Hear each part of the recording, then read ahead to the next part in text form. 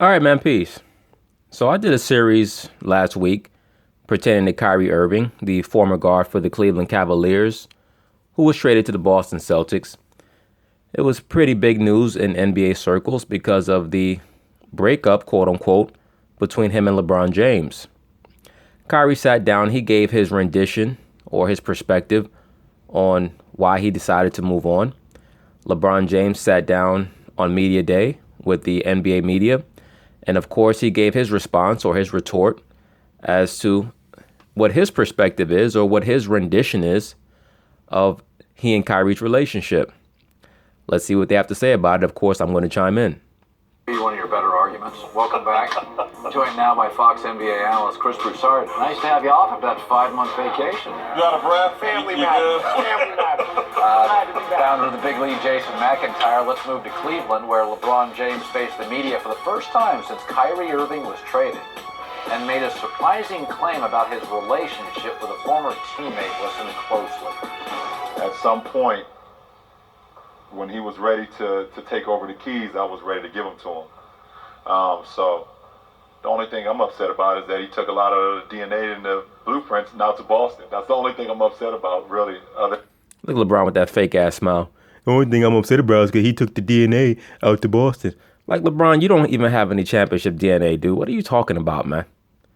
You won 3 championships, and 2 of them you won by the skin of your damn teeth. One of them because of Ray Allen, the other one because Draymond Green was suspended. Steph Curry was at 60%. Andre Iguodala had damn full body spasms. Bogut got injured. Like, I mean, come on. This nigga talking like he fucking Bill Russell or something. Like, knock it off. Other than that, I mean, I wish the kid great health. The kid wanted to do what was best for his, for his career. I try to do whatever I could, just try to help the kid be as great as he could be or as great as he wanted to be. And now, remember, when I did the series on Kyrie, I noted that Kyrie would often refer to LeBron as that guy. Now, Kyrie is coming back. Now LeBron is coming back and referring to Kyrie as the kid. Now, in the previous video that I did pertaining to LeBron and Donald Trump, what did LeBron say? He said, I don't even want to refer to him by his name because I don't like him. All right. So a lot of times you have to read into what these athletes do or what people in general do, because they will show you how they feel about something in their gestures, their actions, their words, the terminology that they choose to use rather than what they overtly say. All right. LeBron does not like Kyrie. And as I stated, Kyrie did not like LeBron. And that's not a huge deal. Sometimes when you have 2 male lions in a room, they're not going to get along, right? They both needed their own pride. That's okay. But, LeBron likes to put on his front, and his little fake air. He wants to call Kyrie kid. Why is that? Because he knows that Kyrie prides himself on his quote unquote maturity. Whether he's actually mature or not, Kyrie prides himself on that.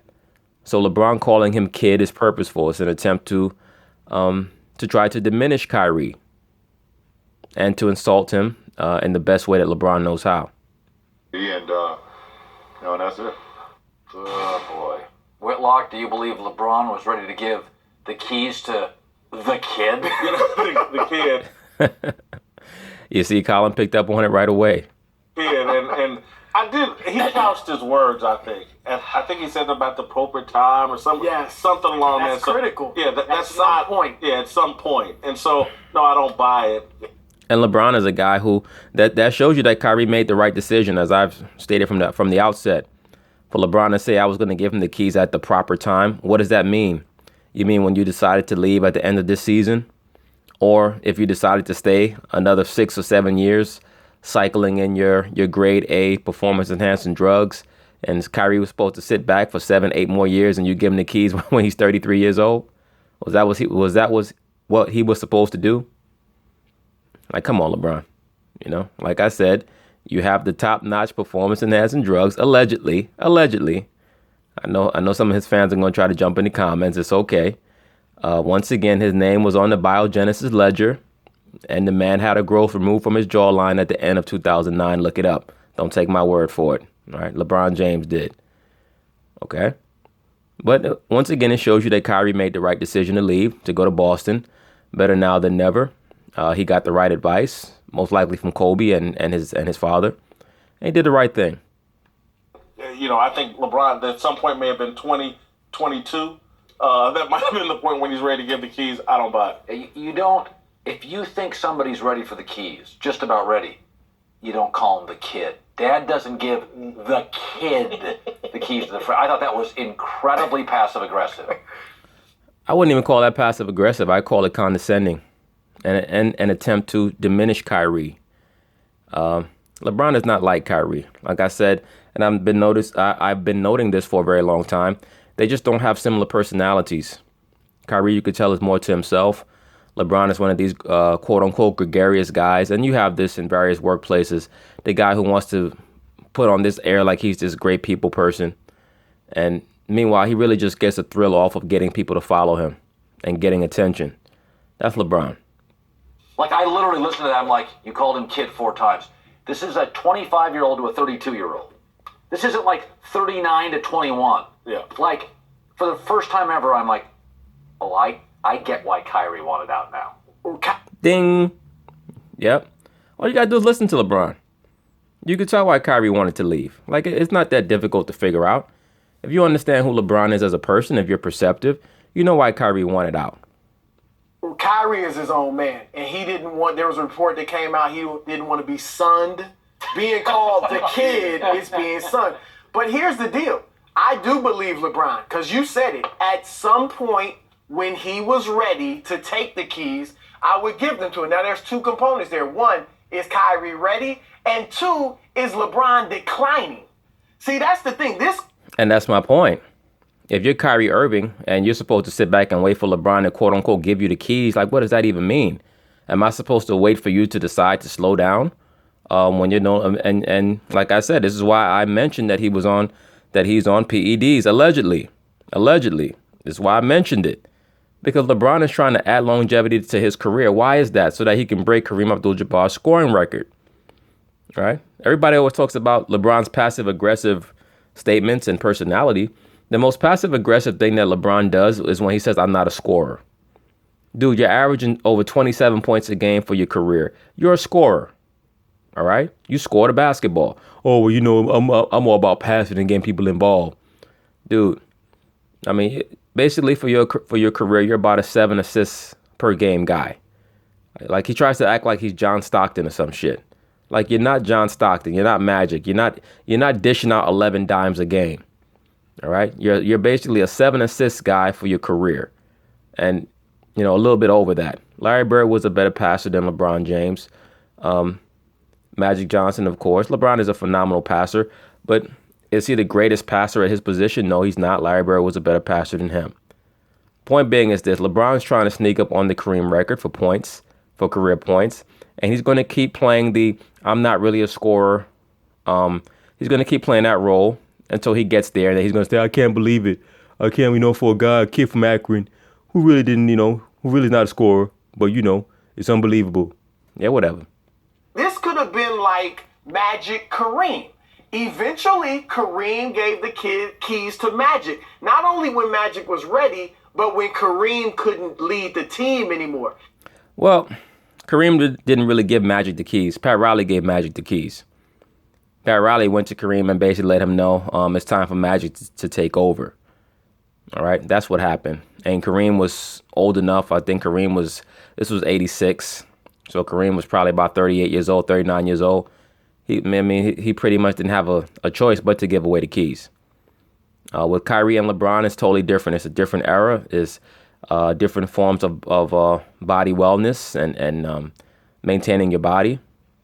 LeBron is at the forefront, at the vanguard of many of the cutting edge techniques in maintaining one's body. And if you're Kyrie Irving, you can't afford to be in one place until you're 33 years old as a second fiddle. That's not what his mindset was.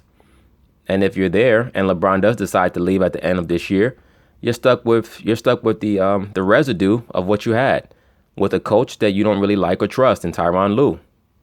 More. And so LeBron's still the best player in the world. So no, he's not ready to give him the keys now or maybe even next year. But eventually he saw it like, look, If I'm the driver, we can win championships. When I'm declining and Kyrie becomes our best player, he's got the keys, and maybe we can still win championships then. You like the kid thing? I don't disagree with you there, but Yeah, but that's a major thing. Chris Broussard is trying to poo-poo that. LeBron did that on purpose. Okay? I don't remember him calling Kyrie the kid before Kyrie left. The reason why he's doing that once again is to engage in psychological warfare with Kyrie. That was a strike back at Kyrie saying that he didn't feel like he had to tell LeBron that he was leaving, that he didn't care how LeBron felt about it. All right? That was LeBron trying to take the fake high road like he likes to do. That's why he called him kid, because he knows that Kyrie prides himself on his maturity. So he wanted to give him a little under the belt shot by calling him kid.